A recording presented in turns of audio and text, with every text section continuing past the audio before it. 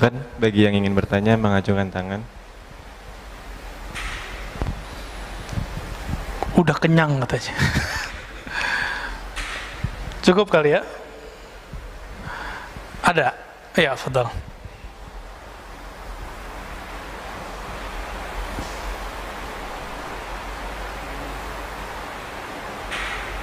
Assalamualaikum warahmatullahi wabarakatuh. Assalamualaikum warahmatullahi wabarakatuh. Mohon maaf Ustadz, ini ada 3 pertanyaan. Bahwa di ayat disebutkan bahwa ud'uuni astajib lakum, berdoalah kepadaku niscaya aku kabulkan. Ini seolah-olah bahwa ibadah itu adalah transaksional. Sedangkan untuk level orang yang bukan anak-anak lagi kan seharusnya ini udah pengertiannya udah tidak seperti itu lagi. Tapi di teman kita bilangnya bahwa lah dalilnya seperti ini. Iya. Seperti itu. Itu yang pertama. Yang kedua ada kalam dari ulama bahwa sholat itu adalah kenangan di dunia saat kita di akhirat nanti. Terus bagaimana dengan kaidah sholat yang mohon maaf ini sangat cepat gitu. Sedangkan rukun sholat itu kan berakal gitu. Tapi akal kita kok nggak dipakai di waktu kita sholat sangat cepat itu gitu. Terus yang ketiga yang terakhir ini adalah makna simahum fi wujuhihim. Tanda di jidat itu sebenarnya ada tanda secara fisik atau bagaimana Bapak Nabi nanti mengenali kita di waktu kita di akhirat nanti? Itu cahaya atau bagaimana? Makasih. Assalamualaikum warahmatullahi wabarakatuh. Yang pertama, apakah ibadah itu transaksional? Tergantung yang menafsir. Ahli tafsir ini dia punya alat secanggih apa di dalam kolbunya, maka penafsirannya akan bergantung dengan secanggih apa rohaninya. Kalau kolbunya kualitas karyawan, kamu kerja, kamu digaji. Bahasa Arabnya maqamul ummal, makom para pekerja. Kamu lembur dapat tambahan. Ini makomnya siapa? Ummal.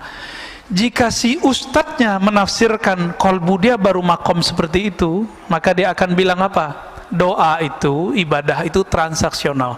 Doalah kepadaku, pasti aku jawab. Itu terjemahannya. Tapi jika kolbunya bukan kolbu ummal, kolbul arif, kolbu yang kenal kepada Allah, ayat itu bukan transaksi Pak, itu bahasa cinta. Hanya Allah lah kalau kita jatuh cinta kepadanya, cinta kita dibalas. Kalau mas-mas ini jatuh cinta sama akhwat, itu belum tentu dijawab sama dia. Akhwat jatuh cinta sama ikhwan, belum tentu juga balik. Makanya ada orang tepuk sebelah kaki ya, tepuk sebelah tangan, betul itu ada. Hanya Allah yang tidak. Ud'uuni, wahai kekasihku, panggillah aku akan memenuhi panggilanmu. Jadi lebih asik gak? Rinduilah aku lebih dulu merinduimu. Fazkuruni azkurkum, sebut aku sebut kamu. Lebih dulu Allah nyebut kita atau kita nyebut Allah Pak? Kalau ahli zahir bilang kita dulu yang nyebut Allah, kan ayatnya fazkuruni, sebut aku, azkurkum, aku akan sebut kamu. Bukan. Lebih dulu Allah apa kita? Allah. Maka Allah lah yang awal memanggil kita ke dalam kolbu kita, baru kolbu kita memanggilnya. Zahirnya engkau memanggil Allah, batinnya Allah memanggilmu. Makanya di situ tidak ada fa, tidak ada kata hubung, tidak ada li, karena langsung fazkuruni azkurukum, langsung sebut aku sebut engkau. Dalam sebutanmu kepadaku, aku menyebutmu. Dalam sebutanmu kepadaku, aku memanggilmu. Jadi kapan Allah memanggil kita Pak? Kalau kita memanggil Allah. Kapan? Saat kapan Allah ingat kita? Di saat kita ingat Allah, duluan dia. Allah kan qadim. Apa arti qadim? Huwal awwalu wal akhir. Dialah yang maha awal, tidak ada yang lebih awal darinya. Dialah yang maha akhir, tiada sesuatu kesudahan setelahnya. Jadi Bapak ini rahasia kita sebut. Kalau lagi zikir tuh Allah lagi manggil sebenarnya. Kita kalau lagi nyebut nama Allah, ya Rahman, la ilaha illallah, subhan, itu Allah lagi sebut-sebut nama kita itu. Seneng nggak disebut kita sama Allah? Nama Bapak disebut oleh Allah di langit, seneng nggak? Tapi kalau nyebutnya keputus-putus, hari ini nyebut besok enggak, ya Allah begitu juga. Bisa dibedain ya. Jadi tergantung dia punya alat apa di kolbunya. Sebatas itulah kemampuan dia mengambil makna ayat. Jadi ayat itu diterjemahkan bukan berdasarkan harfiahnya, tapi berdasarkan kedalaman kolbu orang yang punya kolbu. Ya. Yang kedua, kalau sholat itu adalah kenangan kita dengan Allah. Terus kenapa ada orang yang sholatnya buru-buru gitu ya? Sholat orang yang buru-buru ini ada persoalan fikih, bukan persoalan ruhani, Pak. Itu kan kiai-kiai fikih aja itu. Secara fikih, boleh nggak baca Quran cepet-cepet, yang penting makhorijnya nyampe, matnya nyampe, boleh nggak? Satu napas? Ada, Pak. Tanya ahli qiraat. Jadi antara riwayat hadis, di hadis itu Nabi ketika selesai satu ayat Nabi berhenti.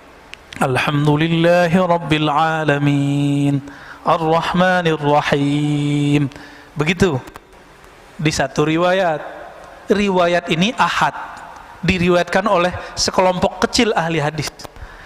Tapi ahli qiraat punya kaidah sendiri. Ahli qiraat, ahli bacaan, mereka meriwayatkan secara mutawatir bahwa ada namanya bacaan satu napas.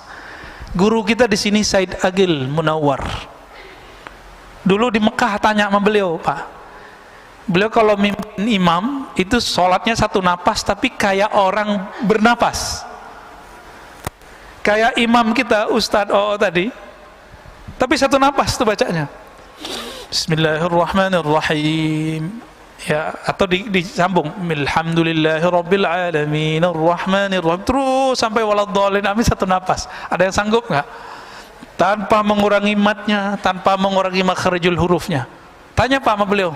Gurunya dua waktu di Madinah, Said Muhammad Alawi Al-Maliki, itu senang dengan bacaan beliau. Ya. Masyaikh-masyaikh di sana senang. Jadi kita cari habaib kemana, Said kemana lah. Di sini ada Said, ya. Ada ulama, gurunya para guru, dokter-dokter se-Indonesia pasti berguru sama beliau. Saya waktu doktoral kan ngambil ilmu dari beliau juga. 2013 saya kuliah dengan beliau, Pak. Jadi waktu dulu buat reuni, apa kata beliau, murid saya semua ini. Saya ingat nggak dulu ada pertemuan Pak di sini dulu ya? Ya. Cuma karena corona mungkin nggak bisa lagi dibuat ya. Beliau ngomong begitu ya sih, kita ketawa juga. Bahkan Habib Umar yang baru wafat itu murid beliau juga. Habib Umar yang namanya. Ya, Habib Umar Ibrahim, ya Allah yarham. Itu murid beliau juga, Pak. Kan kayak sekelas Habib Umar, itu murid beliau apalagi saya. Gitu. Tanya sama beliau tuh.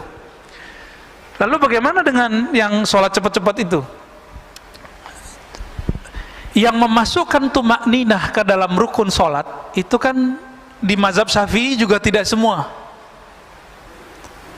Ya, di rukun 13 ada nggak tumakninah? Nggak ada, Pak. Tumakninah adanya di kitab lain, Kifayatul Akhyar. Itu ada tumakninah. Ya, karena dia tidak memasukkan tumakninah, maka bagi mereka jadi udah 7 menit beres, 23 rakaat lagi, Pak. Ya, kita nggak usah mempersalahkan 23 rakaat dengan konteks itu kan beritanya yang gede. Kan banyak di dunia ini, di masjid-masjid kita 23 rakaat tapi bacaannya standar, ada kan? Bapak kan nggak tahu, di Mekah itu kan banyak masjid. Itu banyak masjid-masjid kecil itu pakai alhaakumut takatsur, Pak, 20 rakaat sampai qul a'udzu binnas. Alhaakumut takatsur, setelah itu qul huwallahu ahad. Persis sama kayak di pesantren-pesantren, di surau-surau lama, di masjid-masjid jadul. Masih ada nggak di Jakarta sekitar yang begitu? 23 rakaat dimulai dengan Alhaakumut Takasur. Ya alhamdulillah. Kita kan taunya yang sekarang di Masjidil Haram doang, piknik sesekali. Ya, kalau nanti masih ada umur, nanti dibuka umroh lagi bulan Ramadan, sesekali sholat di masjid sekitaran Mekah. Cari Pak, ada ketemu ntar. Ya, taunya yang Masjidil Haram doang ya. Taib. Yang terakhir apa tadi saya lupa. Oke, bagus. Simahum fi wujuhihim min athari sujud, akhir dari surah Al-Fat. Dalam tafsir Imam Tabari, tafsir Imam Salafus Saleh, beliau mujtahid mutlak tapi tidak keluar dari mazhabnya dan masih bermazhab Syafi'i. Apa kata beliau? Simahum fi wujuhim itu adalah al-khusyu', pancaran bekas kekhusyuan di wajah. Gitu. Ini secara rohani. Secara fisik bagaimana? Ya mungkin sebagian ada yang jidatnya hitam, ya nggak apa-apa. Tapi kata sima itu menunjukkan karakternya tidak hanya sampai di fisik, tapi tembus sampai ke batin. Maka bapak-bapak yang jidatnya hitam ini tanggung jawabnya berat Pak. Harus menyelaraskan zahir jidatnya yang hitam dengan batinnya yang sujud. Karena jidatnya kelihatan kayak orang sujud, batinnya harus sujud juga. Ya, yang punya jidat hitam itu berat tuh Pak, yang punya jidat hitam tuh ya. Hati-hati. Bisa ria nanti. Ya. Bisa juga tambah takut kepada Allah. Ya Allah, jidatku udah hitam tapi sujudku nggak khusyuk-khusyuk. Oh, itu merasa hina kita di hadapan Allah. Jadi makna yang tepat gabungan dari dua-duanya. Zahirnya ia bertanda, batinnya ia beraura. Itulah aura orang-orang yang tadarru', orang-orang yang khusyuk. Cukup ya? Ada lagi? Oke, baik. Fadal. Assalamualaikum warahmatullahi wabarakatuh. Terima kasih. Semoga Pak Ustadz dan jamaah semua diberi kesehatan. Amin, amin. Ini Pak Ustadz, bab kita untuk mencari guru yang mungkin yang zobatul irodah yang berguru ingin jadi murid Pak Ustadz. Ini gimana kita dengan kondisi sekarang kita cari yang memang dasarnya kita dapat itu benar-benar yang kita di bab pertama yang zobatul irodah itu Pak Ustadz. Itu aja. Assalamualaikum warahmatullahi wabarakatuh. Yang pertama, suhbatul murid, berguru dalam bab menjadi murid, suhbatul iradah. Mursyid begini nggak usah banyak-banyak, di suatu masa cukup satu. Kalau gurunya meninggal, cari lagi yang baru. Atau misalnya gurunya mengatakan saya ijazahkan engkau, dia boleh ganti guru yang baru.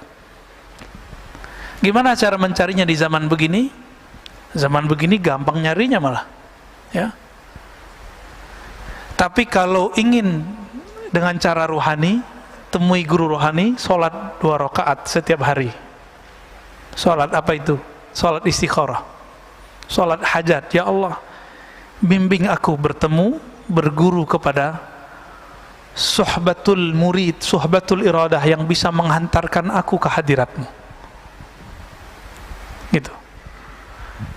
Jadi harus pakai sholat Pak. Orang nikah aja pakai sholat istikharah, masa berguru? Berguru ini urusannya langit, bumi, dunia, akhirat.